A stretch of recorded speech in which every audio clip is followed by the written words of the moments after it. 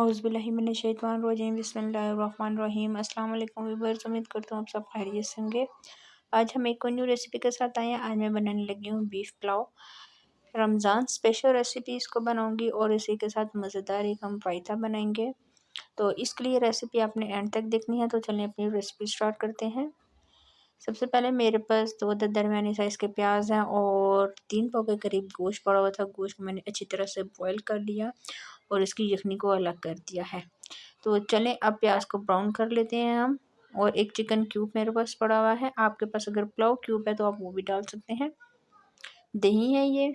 और इसके अलावा चलें अब हम इसको बनाना स्टार्ट करते हैं। बड़ी सी अपने पतीली ले लेनी है, खुला सा जो बर्तन हो जिसमें आपका पुलाव बहुत आसानी से बने और एक एक चावल बिखरा हुआ बने।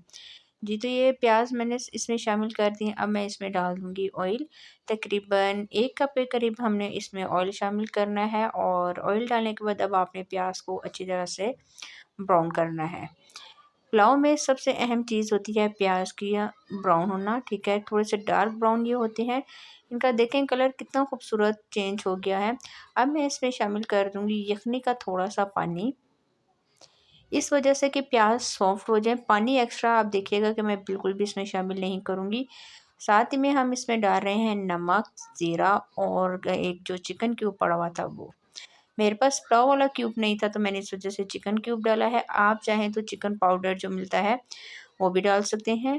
गोश्त हड्डी वाला मैंने लिया और गोश्त अब इसमें हमने शामिल कर दिया। गोश्त के साथ चर्बी बोटी के साथ लगी हुई थी वो मैंने नहीं उतरवाई। अच्छी तरह से अब आपने इसको मिक्स करना है और पानी डाल दिया मैंने इसमें। पानी डालने के बाद दोबारा से इसको मैं मिक्स कर रही हूँ। पानी वही वाला डाला है जो मैंने यखनी में इस्तेमाल किया था। तकरीबन मेरे पास चावल जो हैं वो 3 गिलास के करीब चावल हैं और मैंने 2.5 गिलास पानी डाला है। पानी को अच्छी तरह से बॉयल आना स्टार्ट हो गया था क्योंकि यखनी पहले से गर्म थी तो इस वजह से बहुत जल्दी इसको बॉयल आ गया। अब मैं इसमें चावल ऐड कर रही हूँ। चावल तकरीबन 20 से 25 मिनट पहले मैंने भिगोए हुए थे और उसका पानी निकाल के और फिर मैं चावल अब ये इसमें शामिल कर रही हूँ। बहुत आसान तरीके से बस 2 से 3 चीज़ें पुलाव में बनेंगी और इतना लाइट और इतने मज़े का बनता है। आप यकीन करें कि आपने रमज़ान में ये रेसिपी ज़रूर ट्राई करनी है। ऊपर में इसके ढक्कन देख के पानी खुश्क होने तक हम इसका वेट करेंगे। जैसे ही पानी खुश्क हो जाएगा तो हम इसको दम के लिए रख देंगे। दम के लिए आपने कपड़ा के ऊपर बर्तन जो ढक्कन है सॉरी उसके ऊपर कोई कपड़ा रख देना है कि पानी जो है वो खुश्क हो जाए। जी, तो आप ये देख सकते हैं तकरीबन 15 मिनट बाद जब मैंने चेक किया तो हमारा पुलाव बिल्कुल तैयार हो गया था और इतने मज़े की खुशबू आ रही थी, बिल्कुल भी मेहनत नहीं हुई।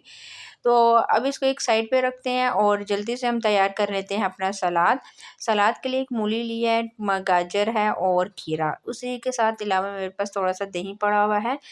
अब मैंने इनका छिलका हटा दिया था। अब इसकी हम कटिंग कर लेते हैं और कटिंग जो है वो बिल्कुल बारीक आपने करनी है।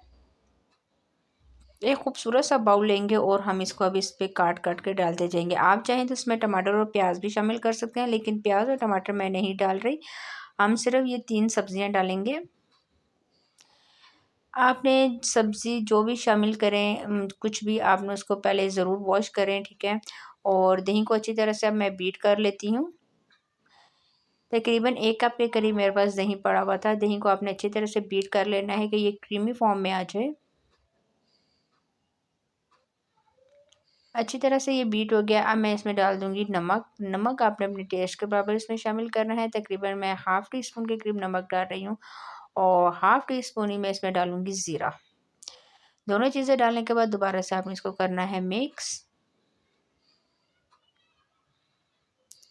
आप चाहें तो इसमें थोड़ा-सा काला नमक भी शामिल कर सकते हैं और चाट मसाला भी डाल सकते हैं। जी, तो अच्छी तरह से मिक्स हो गया था और अब जो मैंने सब्ज़ी की कटिंग की थी वो हम इसमें शामिल कर देंगे और डालने के बाद दोबारा से अब आपने इसको करना है मिक्स। आसान सा मैंने आपको आज रायता भी बनाना बता दिया है। आप ये रमज़ान में इफ्तारी में बनाएँ क्योंकि ये बिल्कुल हल्का-फुल्का होता है। आपको पता है कि रमज़ान में माशाल्लाह बहुत सारी चीज़ें होती हैं तो बस सब चीज़ें खा-खा के तो कुछ हल्का खाने को दिल करता है। तो आपने ये रेसिपी ज़रूर ट्राई करनी है। एंड में मैं थोड़ा-सा डाल रही हूँ चाट का मसाला। चाट मसाला डालने के बाद दोबारा से आपने इसको करना है मिक्स और आप यकीन करें इतने मज़े की खुशबू आ रही थी पुलाव की भी, और जो मैंने इसका रायता बनाया। जी, तो हमारा रायता भी बिल्कुल तैयार हो गया है और अब इसको एक खूबसूरत से हम बाउल में सर्व कर लेंगे। और सर्व करने से पहले मैं थोड़ा-सा इसमें डाल दूँगी हरा धनिया।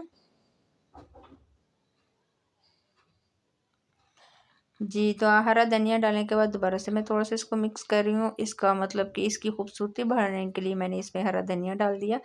अब इसको हम एक बाउल में शिफ्ट कर लेंगे।